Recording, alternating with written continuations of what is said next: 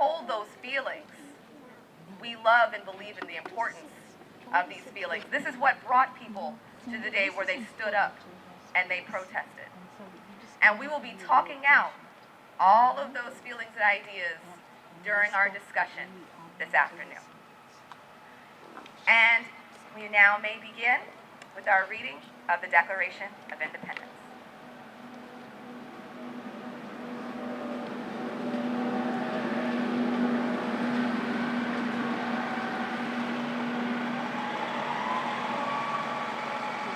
In Congress, July 4th, 1776, the unanimous declaration of the 13 United States of America.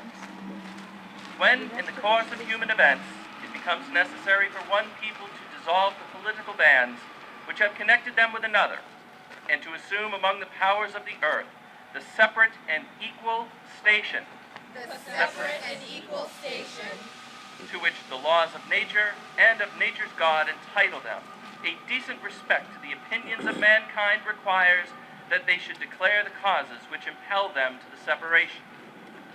We hold these truths to be self-evident, that all men and women are created equal, that they are endowed by their Creator with certain unalienable rights, that among these are life, liberty, and the pursuit of happiness.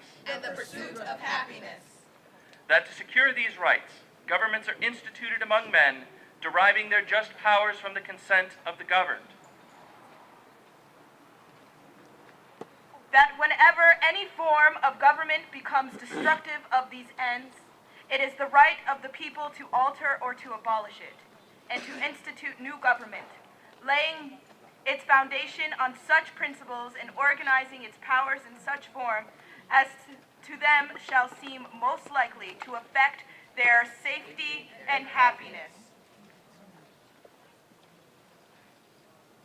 Prudence indeed will dictate that governments long established should not be changed for light and transient causes.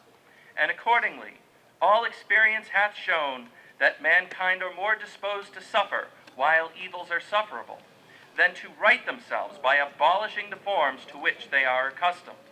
But when a long train of abuses and usurpations, pursuing invariably the same object, evinces a design to reduce them under absolute despotism, it is their right. It is their duty. To throw off such government and to provide new guards for their future security. Such has been the patient suffering of these colonies, and such is now the necessity which constrains them to alter their former systems of government. The history of the present King of Great Britain is a history of repeated injuries and usurpations, all having in direct object the establishment of an absolute tyranny over these states. To prove this, let facts be submitted to a candid world. he has refused his assent to laws, the most wholesome and necessary for the public good.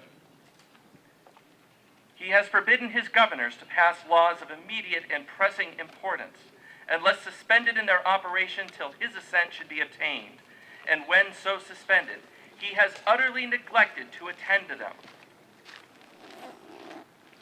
He has refused to pass other laws for the accommodation of large districts of people, unless those people would relinquish the right of representation in the legislature, a right inestimable to them and formidable to tyrants only.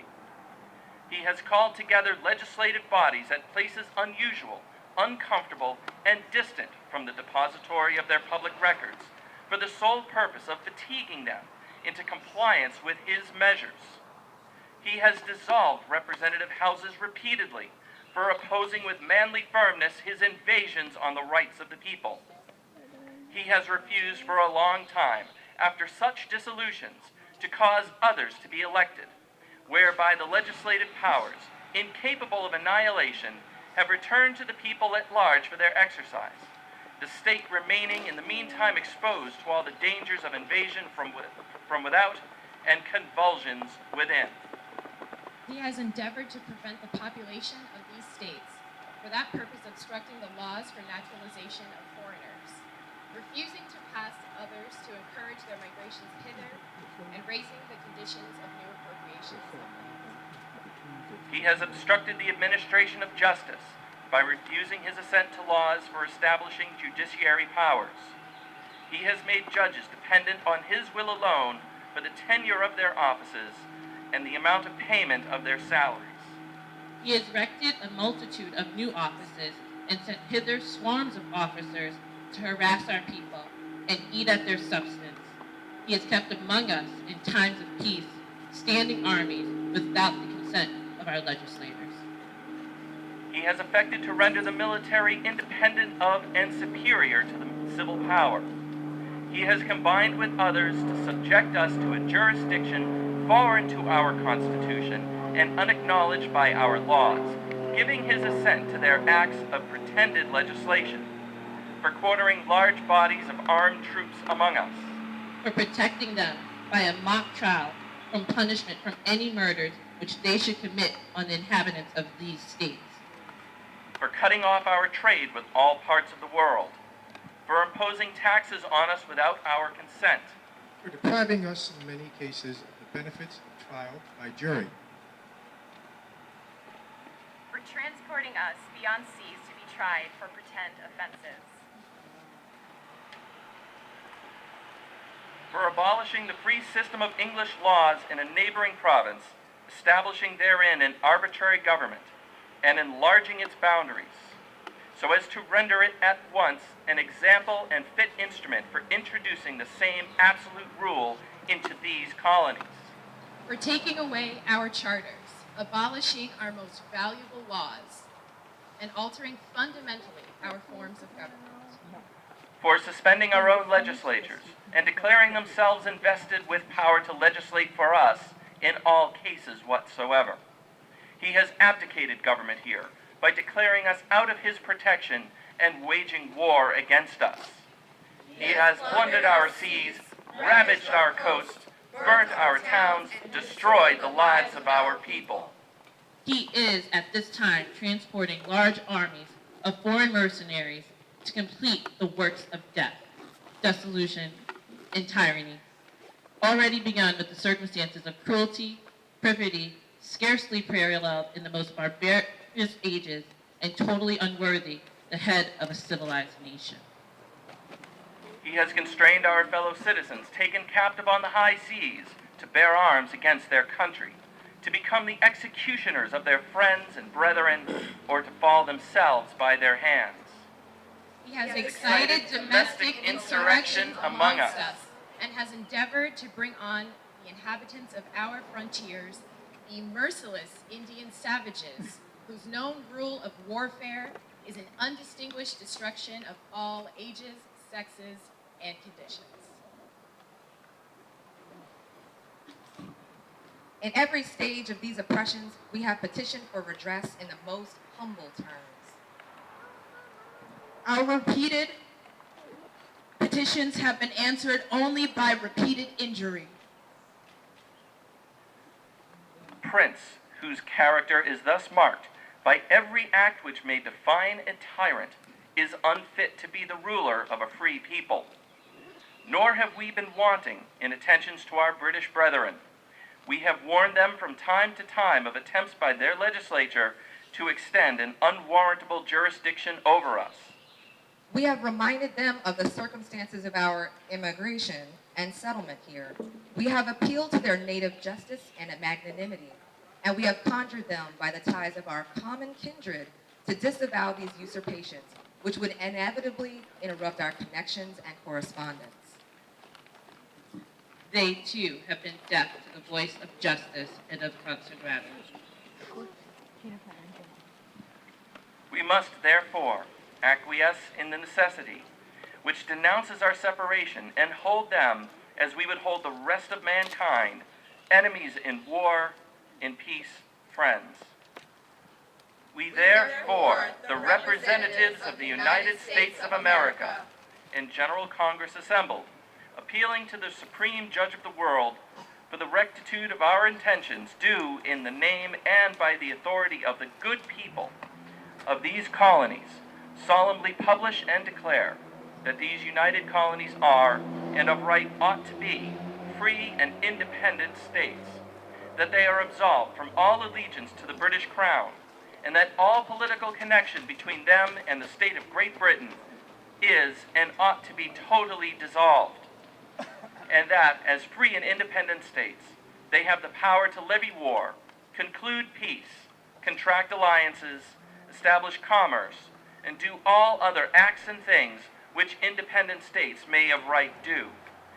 And for the support of this declaration, with a firm reliance on the protection of divine providence, we mutually pledge to each other our lives, our fortunes, and our sacred honor.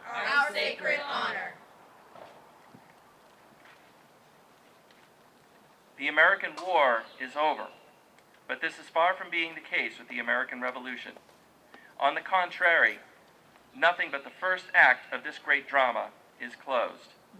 Benjamin Rush, signer of the Declaration of Independence, 1783.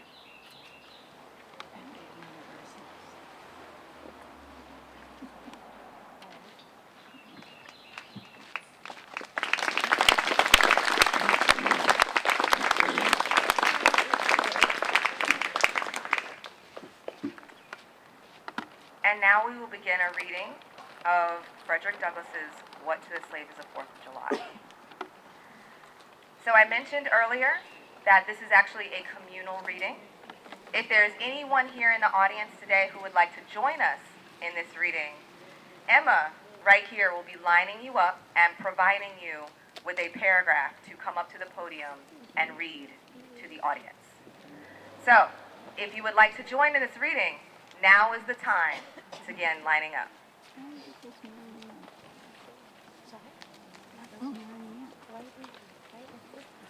We also have extra copies of Frederick Douglass's speech, What to the Slave is the 4th of July.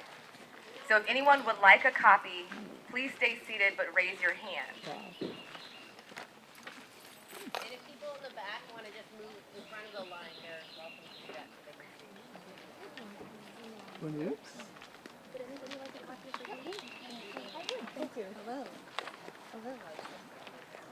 So copies of Frederick Douglass's speech are coming around now. Excellent. We have our group assembling. Thank you. Yeah, right. Thank you so much. I'm good. Yes. Okay.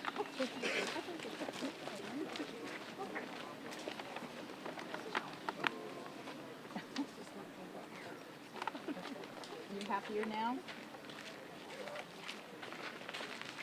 Do we have any other copies of the Frederick Douglass speech? Okay, I think that's the last one. And without further ado, we are now going to start the reading of Frederick Douglass's What to the Slave is the 4th of July.